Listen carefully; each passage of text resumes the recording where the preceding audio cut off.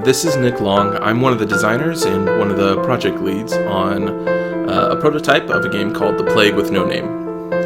This was pitched to us by John Carls, who's done a lot of animation production in Hollywood. He's worked on Rango and a lot of things with Sony ImageWorks. And he is now actually producing a full-length feature for Disney called Queen of Katwe, about a impoverished girl in Africa who makes a big playing chess. Anyway, there was a 10-week class at my school at UC Irvine where John Carls pitched 3 different teams, 3 unique games, and we had to make a prototype within 10 weeks. The pitch my team received was the concept of going into people's bodies and kind of combating bad things that are inside of a person at a microscopic scale. And so he cited things like Fantastic Voyage, and he sort of mentioned Osmosis Jones, but he mentioned that as something not to do. So let's get into it, and we can kind of talk about it. So our game actually takes place in a theme park. This pitch kind of happened around the time of the measles outbreak in Disneyland, and so we kind of had this thematic idea to make the game more about herd immunity and kind of social responsibility of disease and how it gets spread amongst people. So in this game, you can click on people, and you can see their name and their symptom list, so cold, flu, cough, wheezing, and their eyes bleeding, which is kind of our fictional final symptom. So as we click on them, we can change them from susceptible, maybe, to definitely susceptible to the disease. So the way we can change that is this function right here, which is we call the susceptibility sweep. So let's just scan this one person. Alright, so it says that there's 0 people susceptible in that area that we scanned. And that was bad, because we only had 1 genetic material, and that it costs 1 genetic material to do a sweep. And we'll talk a lot about that, because this resource is very important to the game. So this person's exhibiting symptoms, so more than likely this person is susceptible. So once we infiltrate the body, they'll become immune. So once we infiltrate the body, we kind of go into this different game mode. That's kind of a top-down shooter on a spherical object, so a lot like Super Stardust. However, instead of a planet or an asteroid, we are a nanomachine on a human cell.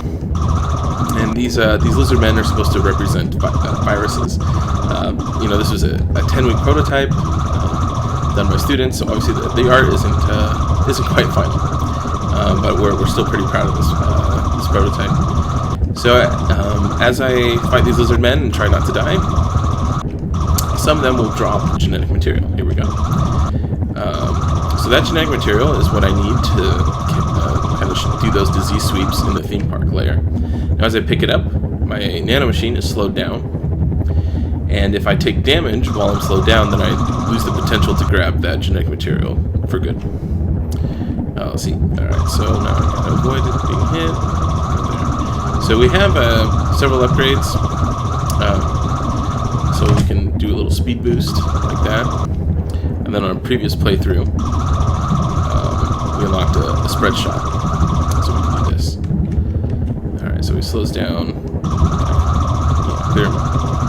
So these blue balls are supposed to represent a virus that's hindering our progress here. This drill is supposed to be like a special type of vaccine.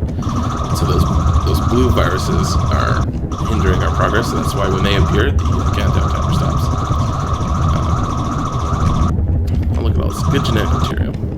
So we really like the idea of having this game be on the inside of the human body, as well as about what happens in many people's human bodies affects everyone, especially other individuals. We really wanted to touch on, social responsibility and herd immunity and those things, and how could we do that in a systemic way. And so we kind of had this idea of having this kind of dual system where there was one layer that was about multiple people, and then there was another layer about kind of more of the initial pitch that we got that was about the inside of an individual. We actually pulled the idea from XCOM, Enemy Unknown, or just any of the XCOMs really, of how there is a kind of a world layer when you're defending the world from aliens, and then you go into a city and like 6 soldiers take care of aliens there specifically. So we went through a ton of different designs. Initially, this layer was very strategic, and there was all this different resource management. It was very complex, and it just was not fun, and it was kind of a drag. But now it's we tend to describe it as Minesweeper in motion. I hope it was this one. Alright. Yeah, there is a little bug how when you click on a new person, the susceptibility slider doesn't move, so you have to move it back to their current state to change it at all. But yeah, so we really like the idea that XCOM had of having one mode of gameplay fill the other with resources, and then and vice versa, how they feed each other. So in this one, we determine who goes in to fight the viruses inside, and that we need the genetic material down here for that, and that is picked up in this mode. So in order to succeed in the overall layer, we need to succeed in this layer, and vice versa, because there is a time limit to the game. So the virus spreads, and under the hood we have the virus counting down people's lives and cutting down their life expectancy. And if too many people die in the theme park, then you fail. And the idea is to last about 20 minutes without having more than half the theme park population die. So we had the context of the game that a virus normally only seen in rodents, in kind of like the Southwest region, manifests itself in this theme park, this fake Disneyland, and is very deadly and spreads very easily, but it can burn itself out, and so you are put in charge of the theme park to minimize casualties. A little bit grim of context. We originally were actually going to go with measles to make it even less transparent what our game was about. But as it turned out, that measles actually has a very low mortality rate, which is great. But when measles spreads around to millions and millions of people, and it kills fewer millions, it's still an awful thing. But in a game where your population is 50 and there's a disease spreading that only really has a 1% mortality rate, we didn't think either dramatically or systemically it was very compelling. So we started talking and doing a lot of research, but we talked with some of the biology and medicine people here at UCI, and they pointed us to now we have a shield. They pointed us to something called the hantavirus, which has flu-like symptoms, coughing, cold, wheezing. We put flu, but we meant aches and nausea, that kind of thing. So that it has flu-like symptoms so we have a shield to prevent damage. This is very handy for when you are trying to capture your genetic material. And so that virus can kill people very easily, because the final stage is that you cough up blood. And in our fictional virus, which is very, very closely resembles a real one, our fictional virus, your eyes bleed. So that people, it's kind of a visceral image, in that it's a very visible symptom to put in a checkbox.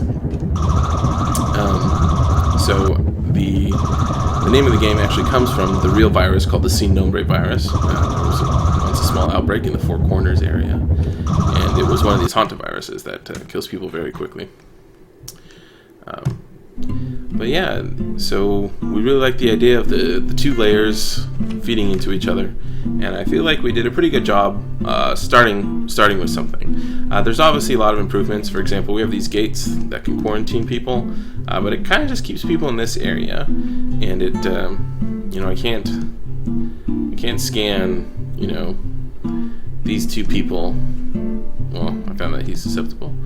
But if there's a group clustered here, I can't scan them and then contain them. So to clearly mark them, or find that someone is moving, then I can't. Or if I found that someone is, progressing in their symptoms and probably infectious, I can't really contain them that well unless they go into that little tiny area. So that whole system probably needs to be redone. But for a little 10-week prototype on a team that had not worked together before, I feel fairly proud of this game, and I'm pretty excited about it. Thank you for your time.